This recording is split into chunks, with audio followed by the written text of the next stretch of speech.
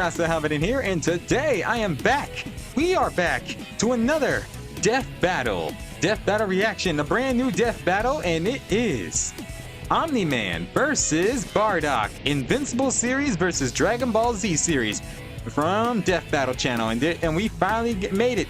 The Death Battle, the hashtag Death Battle returns. It has worked. The fundings, people even showed their support.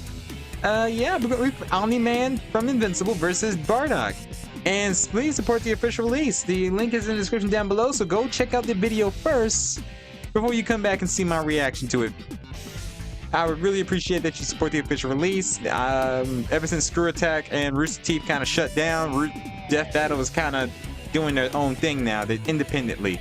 Thank goodness. These guys have worked so hard on these things, and Devil Artemis has stated he's supporting them, doing the 3D model animated battles for us to entertain us.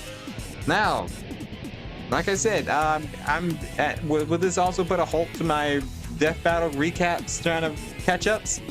No, I'm still gonna react to those. It's just a whole list of them I need to get through, and hopefully nothing else stops me. Because other people, there are certain people out there who would stop me to do things for them, which put a stop to my plans of doing these for you guys. And I got a lot of work to do. Let's just say a lot is happening in my life, so I'm trying to record the best I can. All right, let's get on to reaction. I am familiar with both of these characters, both Omni-Man and Bardock. After this, hopefully it gets recorded, I'm going to do a review of the Sonic IDW issues, the latest issue.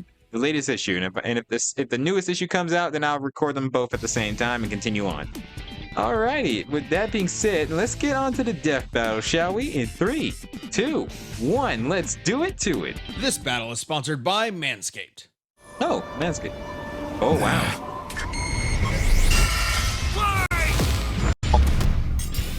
Alrighty. Omni-Man versus Bardock, the ostracized Viltrumite and the doomed Saiyan.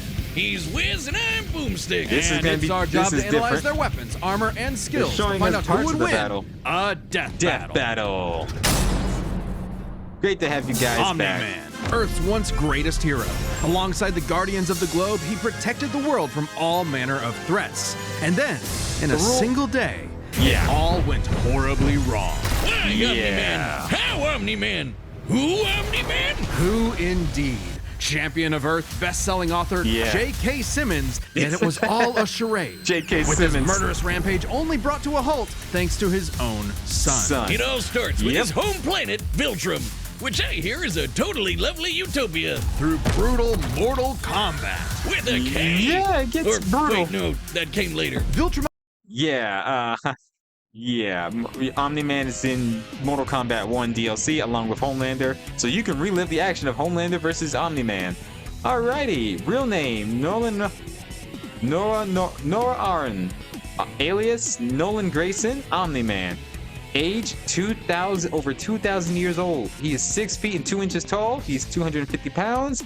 Heir to the Viltrumite Empire. Spoilers. Likes Mark, Debbie, and writing and bugs. Viltrumites are among the most powerful beings in the universe, even more so after they purged the weaker members of their species. As a vanguard of the Viltrumite Empire, Omni-Man infiltrated Earth as Nolan Grayson, expected to prepare the planet for Imperial assimilation. Which should have been easy, since he's got your classic strongman superpowers, and he's basically invulnerable, easily knocking around asteroids. If you see him fight against Homelander, you know how powerful he is. He can fly at unbelievable speeds, soaring from Earth to the planet Thraxa in under 1 week. Thraxa is, quote, a couple galaxies away, give or take. That's right. So a minimum of 2 galaxies. Beyond the Milky Way's neighbor Andromeda is the lesser-known Triangulum Galaxy, which is over 2.7 million light-years away. Reaching it in under 1 week means Omni-Man must have flown over 142 million times faster than light. Oh, and Viltrumites can't breathe in space, impressive. So he held his breath the whole way. And it's not like he was in a rush. He was up. Alright, powers. Accelerated healing, flight, heat and cold resistance, inhuman longevity, smart atom physiology, and superhuman physiology. A soul-searching trip, contemplating the significance of smashing his own son's face in. Think. Yeah. Nolan, think. Yeah, this is why I'm never having kids. My dad would never do this. But according to another Viltrumite, Thetis, a bunch of other Viltrumites who actually were in a hurry flew to Viltrum across the Virgo supercluster in less than 24 hours. That's over 20 billion times faster than light. You don't really need to rush anyway. The older a Viltrumite gets, the slower they age. According to the Invincible Handbook, Nolan is over 2,000 years old. And regardless of age, Viltrumites don't suffer muscle fatigue like humans do, so they rarely ever tire out. Seriously? Yeah. He's got parenting easy mode on, and he couldn't even handle that. I would have killed for that back when my daughter was born. Well, you would have to be a Viltrumite first. A Viltrumite's body contains smart atoms, which they subconsciously manipulate. This cellular structure can effectively recall certain states of being regardless of their present environment, reacting to changes.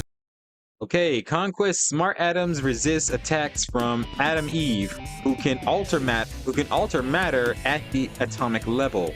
Adam Eve is one of the superheroes in Invincible, that girl with the red hair. At an atomic level to perform with a terrible dad. Yeah, like surviving your intestines getting ripped out, or even more scary, ripping out your whole beard all at once. Ugh.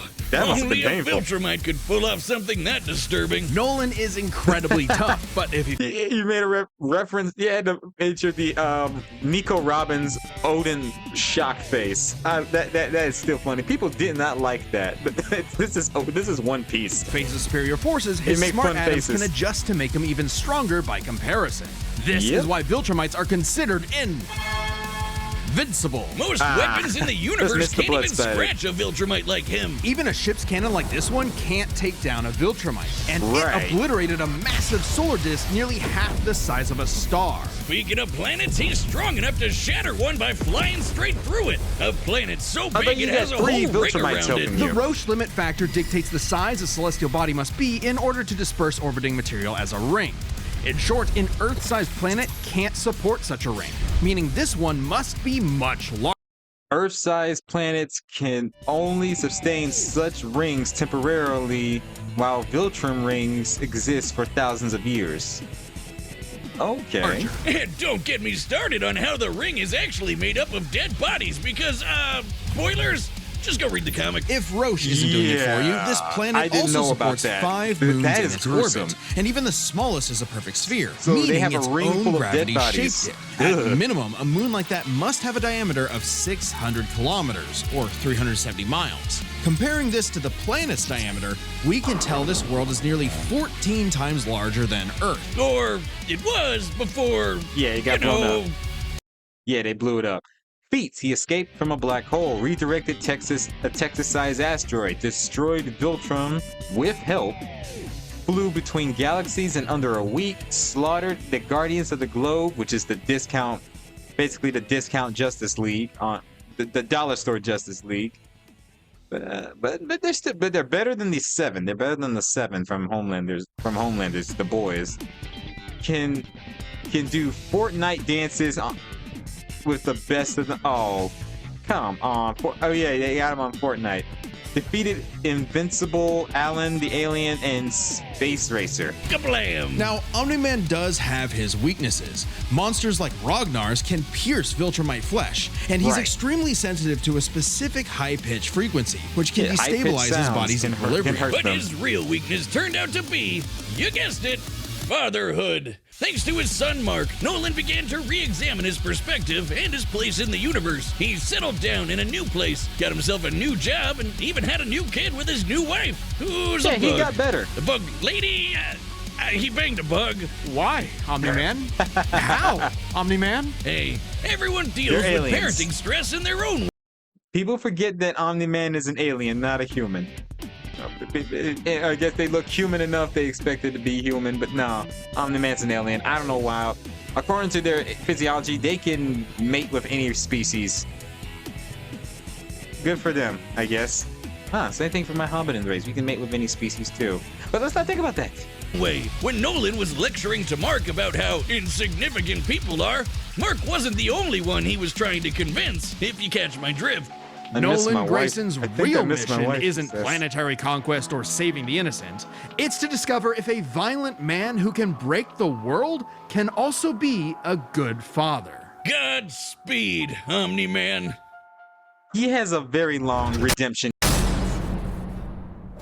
He gets a long redemption arc in the comics. Laid a world with a people like no other, born and raised to do just one thing: fight. The Saiyans, a proud warrior people from the planet Vegeta, ruled by King Vegeta. Well, narcissist much. Exactly. Yeah, he is a narcissist. I mean, that is King Vegeta in a nutshell. He is a narcissist. Exactly. Their pride blinded them to the truth of their impending doom. But perhaps one Saiyan represented the best of them, even during their waning glory. The main man. Bardock! He's cool, he's crude, he's got a bad attitude, and if he goes apeshit, you're totally screwed. And guess what? He's father of Goku. Oh wow, I never would have guessed. Right? What a curveball. So what does that make Turles? Who? Bardock was a cold-blooded killer, ruthlessly conquering planets in service to the Saiyans' true overseer, Lord Frieza. They didn't just conquer planets, they... Bardock. Okay, Bardock. The age in his 30s. He's 5 feet and 10 inches tall. 192 pounds. He likes Gine, the mother of Goku. Kakarot, his teammates. He hates Frieza, Dodoria, time travel. Rocks a sick bandana. Wiped out every living thing, leaving Frieza uninhabited rocks to sell away. Bardock was an asshole. Well, until he wasn't. Bardock's story has evolved over the years, with multiple iterations to draw from. Including one where he's a brilliant scientist. But only one is considered officially canon. Yeah, except this version that is officially canon, most of the fans hate it. They prefer Bardock to be a heartless Saiyan who doesn't care for his son or his people, and only a heartless Saiyan. Normally, I did not like the Saiyans, how Funimation Toei portrays them, that all Saiyans are warriors and they kill and kill and kill. I mean, how do they function as a society if they just kill and fight, kill? It just makes them feel slow and dumb that all Saiyans are evil. I never liked that way of thinking, and I always thought that's not how that functions. I'm glad I like Gine because it shows that not every Saiyan is evil, and Goku gets his kindness from his mother Gine, and his warrior spirit from his dad. They show Saiyans that are scientists. When Dragon Ball Super Broly, Toriyama, when Akira Toriyama made the Saiyans have a society on their own. They have Saiyans who make farms, Saiyans who grow farms, Saiyans who make engineering, technology, scientists, and some that are warriors and pilots. It's only because King Cold showed up and ruled over them. Not every Saiyan all Saiyans are just warriors who kill people or are evil, and the technology and all that stuff is all handed to Frieza's empire. I never liked that, and I always like how Toriyama made the canon version make the Saiyan society actually function well, because it gets boring that every Saiyan is a warrior and nothing else, and every Saiyan is evil, nothing else. I was tired of that of that type. I just got tired of it. Bardock's demeanor began to shift when he met and eventually married fellow warrior Gine, and had two sons. She is adorable. Raditz and Kakarot. No.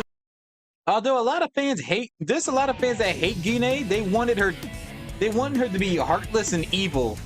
They assume that she's in hell because she's a Saiyan. All Saiyans are in hell when they die, when they got killed by Frieza. But Gine is the nicest Saiyan there is. She has not killed anyone. Yeah, she's on Bardock's team. She was on Bardock's team on missions, but she has never killed anyone. She didn't like killing. She decided to be a butcher and a cook, basically. But yeah, I feel sorry that Goku will never get to know his parents. Goku just assumed that all his parents are evil. He assumed his mom is evil because of how Raditz introduced himself and how the Nappa and Vegeta introduced themselves. So because of Raditz, Nappa, and Vegeta, Goku just assumed all the Saiyans are evil, including his mom, so he does not care for his mother at all. Until Dragon Ball Super the manga. I'm sorry, I got something in my throat. Yeah, he somewhat got memories back that his mom loved him. But that never, in the Granola arc, that he learned that his mom wasn't evil all this time. It was weird. it was a weird story that Goku learned about his parents in the Granola arc. Well, Bardock didn't go totally soft. He was still a ruthless warrior. You know that iconic red headband of his? It's stained with the blood of his fallen friends. Hardcore! Bardock could fly, move faster than light, and was naturally adept in using his ki as an explosive weapon. AKA shooting lasers from his hands! True to his brutal screw-you nature, Bardock's moves are all about overwhelming power. His final spirit cannon. Alright, key manipulation, flight, full power energy wave, future sight, rebellion hammer, rebellion spear, transformations, Great Ape and Super Saiyan. I'm guessing you're adding the Super Saiyan from the non-canon story. It's like a key-powered bazooka. His Rebellion Hammer punch ignites enemies on contact, and his Rebellion Spear basically turns him into a supercharged battering ram. The guy has no chill. He will run you over, break your spine, light you on fire, and then move on to the next guy. All in a day's work for a Saiyan. Marriage didn't change that. While Bardock cared for Gine, in fact being one of few Saiyans of his time to actually have a romantic partner, he was still no family man. Like most Saiyans, he saw his sons as nothing more than future soldiers. Bardock was a low-class warrior, so it was unlikely his kids would grow up to be anything more than battlefield fodder. But they would still possess the Saiyan's power, a transformation that was the key to their planetary devastation. Big Monkey! Under the light of a full moon, a Saiyan with a tail manifests the Uzaru. This great ape form increases Bardock's power tenfold, turning him into an unstoppable kaiju. Quick, someone call Yajirobe! While some Saiyans can maintain control over this berserker form, low-class warriors like Bardock don't receive the same level of training as those of higher birth. Prince Vegeta's control is so precise he can speak while changed, but Bardock cannot. Hell, it's questionable if he even remembers everything that happens when he goes full tilt gorilla. The Saiyan strategy is pretty much just monkey smash. Despite being low-class, Bardock's power level nearly matched that of King Vegeta, who could destroy multiple planets at once. At about this time, King Vegeta's power level was around 10,000. Yeah, we know power levels are kinda janky. Nobody can agree on what the number really means. Outside of his fight with Gas, Bardock doesn't really show any high. Vegeta's power level in the Saiyan saga, Prince Vegeta, Vegeta the Fourth, the Vegeta we all know, who is the rival of Goku. His power level in the Saiyan saga was 18,000. Having long surpassed King Vegeta, supports the dub claims that Bardock also survived in a one-sided fight with Dodoria's power level was 22,000. High-end feats in canon, but we can use power levels to compare him to other characters with similar levels to better understand his potential. Like when his son fought Prince Vegeta. What's the scouter say about his power level? It's 8,000. Over 8,000! Yeah, the dub changed it to fit Vegeta's lip flaps, but we only cover the cold hard truth, damn it! According to this movie pamphlet, Goku's power level between his fight with Vegeta and his trip to Namek was 10,000. This lines up with that previous reading and puts him on par with Bardock. So Goku's power level was 10,000. Max power was 10,000 during that. Okay. Training during the trip eventually raised him to 90,000 upon arrival, but this gives us a clear window. Yeah, early in the trip he had to dodge a bunch of incoming asteroids and blast his ship away from a star, which is impressive considering the speed involved. The planet Namek is outside Earth's quadrant of the universe, and it took his ship 6 days to make the journey. Traveling a quarter of the universe's diameter would put the ship over 9.5 trillion times the speed of light. And Goku would have had to keep up with that kind of speed to do all that other stuff. Okay, one of the strongest Saiyans of his time, held off the attack of 1,000 elite soldiers, conquered many planets including Kasha and Planet Cereal, gained future sight from Tolo, saved Goku from Frieza's extermination, defeated Team Dodoria, Chilled, and Gas. Sense, given far weaker characters to reach the moon in a fraction of a second, should be trivial enough for Bardock. All this speed and power meant when Bardock and his team assaulted the planet Cereal, they went cheerio! Bardock! Yeah, the planet Cereal, the Cereal arc, the Granola arc from Dragon Ball Super. This is where Goku fights Granola, who wants revenge on the Saiyans. Granola assumed all the Saiyans work for Frieza. Even though not Frieza killed all the Saiyans, he's still blinded by rage and hatred. Until, it's a long story. It's a long story. Ravaged the planet, annihilating its people. until he found two survivors, a mother and her child. Some may call it weakness. That child is Granola. That's her mother. Others, that's a moment his of mother, clarity. I mean. But Bardock was suddenly reminded of his wife and recently born son. See how adorable Gine is? She's adorable. She loves her children. And yet fans think she's in hell, suffering. A good soul like her, she's in heaven. This woman's in heaven. I don't believe she's in hell. What do you guys think? He chose to spare the two, and even pushed himself far past his limits to protect them from his own free. The heaters and gas were comparable to elite Frieza soldiers, such as Zarbon and the Ginyu Force. Bardock's mid-battle strength increases as he is compared to the Great Apes, implying a 10 times power boost. Frieza Force allies, who taunted that Frieza had dire plans for the Saiyans' future. This moment changed Bardock, making him more appreciative of his family and cautious of Frieza. When all the Saiyans were called back to Planet Vegeta for mysterious reasons, he had a hunch something was up. So, before his final stand, smashing through hundreds of soldiers before coming face to face with the tyrant, he sent his youngest kid away for protection, a choice that allowed his son to thrive. And hey, that's what good parents do. A choice that would have a greater significance than Bardock could ever imagine. Yes, it would. You know what? After I'm reacting to this, should Nylon be doing a reaction to this right now? Should I let Nylon react to this? Nah, it's cool, dude. Just you can react to it. I mean, Death Battle returns. It's your channel. You do it. Okay then. Thanks. Then Dildo Dickhead blew them all up and he died. Or did he? Bardock got killed so freaking hard he got blasted back in time! Actually, he was pulled away by these two who miscalculated. Bardock's briefly survived Frieza's supernova attack in this continuity. In the attack, the yield of the 20 quantum of TNT as a Super Saiyan, he was able to scale up to Super Saiyan, Saiyan Saga Vegeta, who destructive of a real equal to 25 quantum tons. Okay. I don't know how to explain that. Apparently, this whole Bardock special going Super Saiyan, they explained it that that Frieza Supernova didn't send him back in time. It was Toa and Mira. They used their time traveling shenanigans as time breakers and disrupt the timeline. They sent Bardock into the past just when he was about to die. So no, Frieza Supernova does not send you to the past. Thank goodness. That'd have been very, very stupid.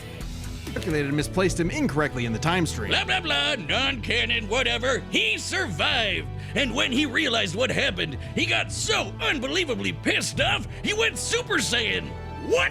All right, this is very much an alternate universe what-if scenario, and it is jarring. Yes, it is. But think about it. The Super Saiyan form is not achieved through training alone. It requires dedication, introspection, victory, failure, love, and loss. Frieza destroyed the Saiyans because he feared the possibility of the Super Saiyan, a Saiyan with power that could rival his own. But perhaps Bardock's transformation was more than simply a what-if. He had begun to take the very steps his son later would to achieve the form. Perhaps if Frieza had hesitated, even for a moment, his fear would have manifested before him right then and there. Damn, pour one out for Bardock, who figured out how to be the truest Saiyan right at the end of it all. I know Kakarot would be proud. Honestly, I think Goku would not care because he doesn't know his dad. Hey, shout out to everyone who believed in us during our recent crowdfunding. We did it, everyone. And joining you in that support is the first ever sponsor for an independent Death Battle episode, Manscaped. Let's continue. All right, the combatants are set, and we've run the data through all possibilities. It's time for a death battle! Oh, that Fortnite dance. Really? Alrighty, let's do this. 3D models. Devil Artemis worked on this. You can always count on him. This looks familiar. This place looks familiar. Great. Another gross bug planet. Oh. Wow, that was close. This planet isn't anyone's to conquer. Okay. Okay, season 2. Don't underestimate me. Season 2 of Omni-Man.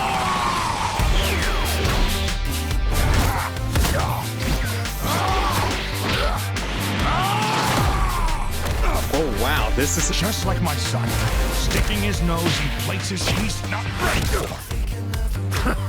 My sons would kick his ass. I mean, after seeing how Mark Grayson get his butt kicked in the series, he's not wrong.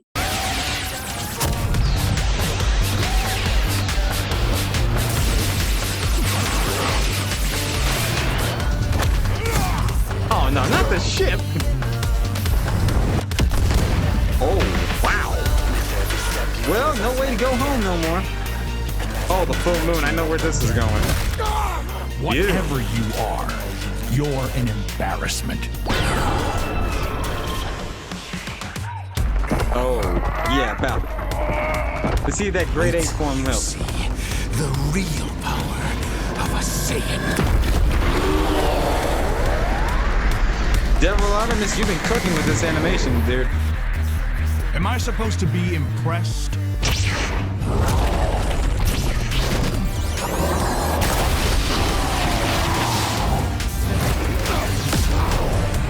Come on, Omni-Man, be honest with me. This is way better than fighting Homelander. Bardock gives you a real challenge, in a way. I'm not sure who would win this. I'm guessing Omni-Man, because of comic books. Oh, that is painful. Glad it's not my tail. Shit. Yeah.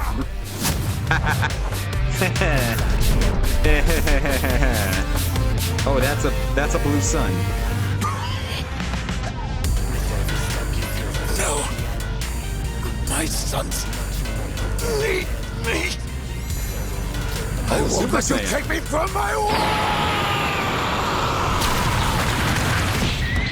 Oh, wow. The Super Saiyan form looks amazing. Oh, that's so cool.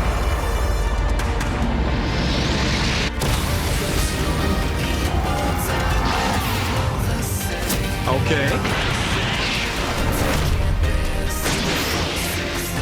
Is this an equivalent of Goku versus Superman in a way? Your time is up! Saiyan!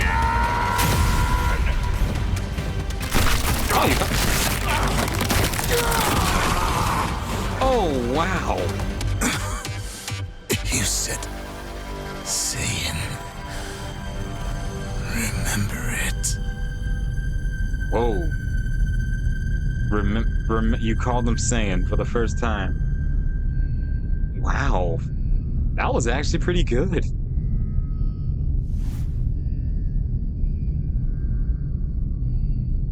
Fuck. Wow. That's all you gotta say? Okay, these Gokus have got to stop picking fights with guys in capes. Pitting Saiyan against Viltrumite is fascinating. Among the many similarities, 5 specific categories stand out. Starting with Goku speed. clones need to stop picking fights with guys in capes. Good to know. That I get it. The Superman and Goku versus Superman reference. I get it. Yeah. I mean, he's not wrong. Fans like to put Gokus or Saiyans up against comic book characters in capes. Mostly the heroes or anti-heroes. Alright, let's see. Bardock's future sight from his original appearance was not influenced due to the unreliability and incongruent influence on present occasional events. So the whole future sight thing would not be helpful anyway. It was just a temporary thing to show the destruction of his people, so it would not help him in attacks. Level match Goku dodging asteroids at 9.5 trillion times light speed, much higher than the Viltrumite's fastest speed. Add on the 50 times multiplier from Super Saiyan and it's a huge difference. Omni-Man can possibly scale to Universa, who flew from beyond the obstacle universe of the Earth and back in under a day, which is 34 trillion times FTL. Bardock would still exceed with such speed with his Super Saiyan. Right, Bardock clearly has the speed advantage.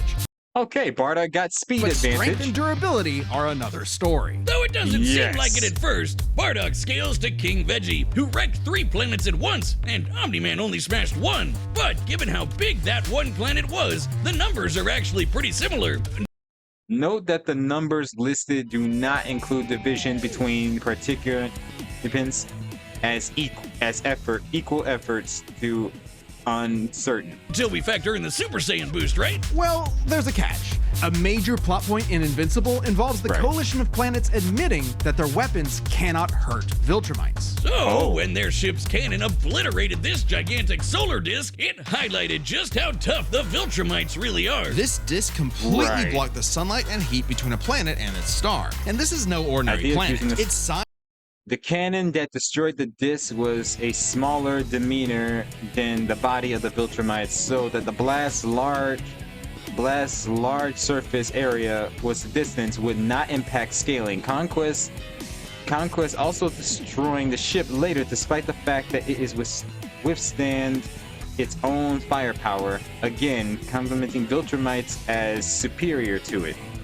Okay. Size and density are so high basically that the its laser inhabitants are as destruction strong toward as the Viltrumite is the flex just on how due to powerful living they in are. its natural gravity. To fully block the light to such a planet and remain in consistent Basically, orbit, the disk would need to be positioned at its L1 point, the spot that creates an uninterrupted view between sun and satellite. And the disk itself must be about half the diameter of the star in question. Although fans this would means disagree the with scaling this, of the disk puts these it things. At 3 weapons that can kill a Viltrumite, such as the Infinity Ray, had greater feats like causing supernovas. This also implies that Viltrumite's destruction, which could have been deadly due to the core's heat and Infinity Ray and the speed at impact. septillion tons. That's 24 zeros! Which makes Omni-Man over 11,000 times stronger than base Bardock. Not even the Great Ape or Super Saiyan forms could make up that difference. That so makes strength sense. goes to Nolan. Omni-Man gets the strength. Numbers aren't everything. As far as versatility in combat goes, neither had one distinct advantage that could win outright. Omni-Man survives in space for much longer,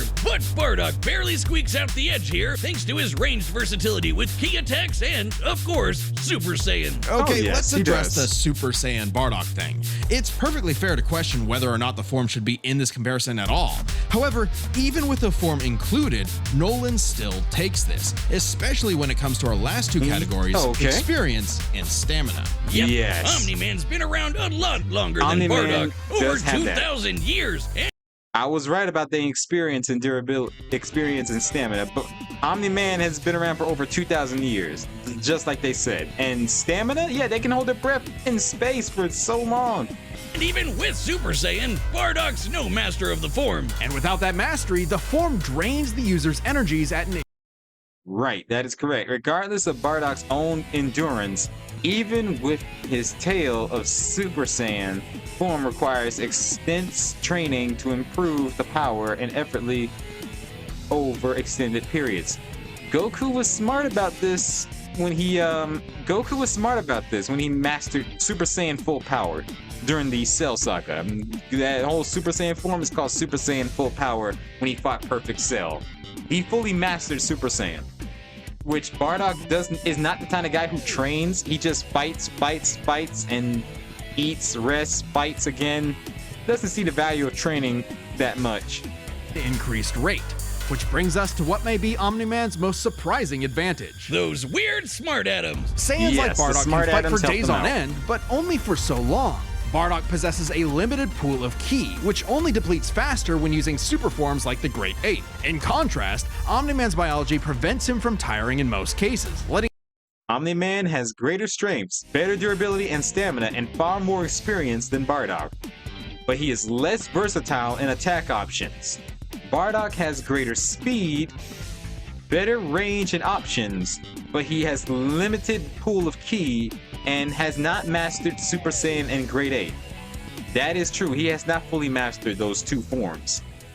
Even though the video games you can make them transform anytime you want, in canon, Bardock hasn't fully mastered Super Saiyan, even though it's non-canon. basically. Letting him travel across whole galaxies for weeks non-stop. And his smart atoms adjust to counter whatever physical strain he's subjected to. He doesn't think like Goku. Bardock doesn't think like Goku. Made him a real challenge. But Nolan's strength, experience, and sheer endurance presented an unstoppable and unshakable force that would inevitably land the killing blow. When push came to shove, Omni-Man raised the Bardock. The winner is Omni-Man. Next time on Death Battle. All right, who's next on Death Battle? Oh, Joker. Oh, wow.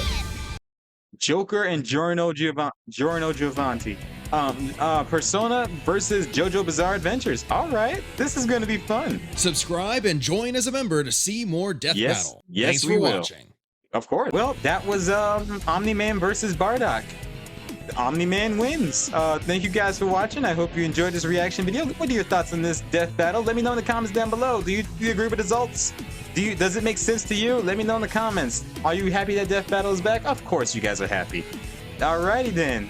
Take care. Have a great day. Be safe. And most importantly, stay frosty and stay healthy out there. Catch you out later and make sure to wash your hands. And I'll see you guys in the next video. Bye-bye.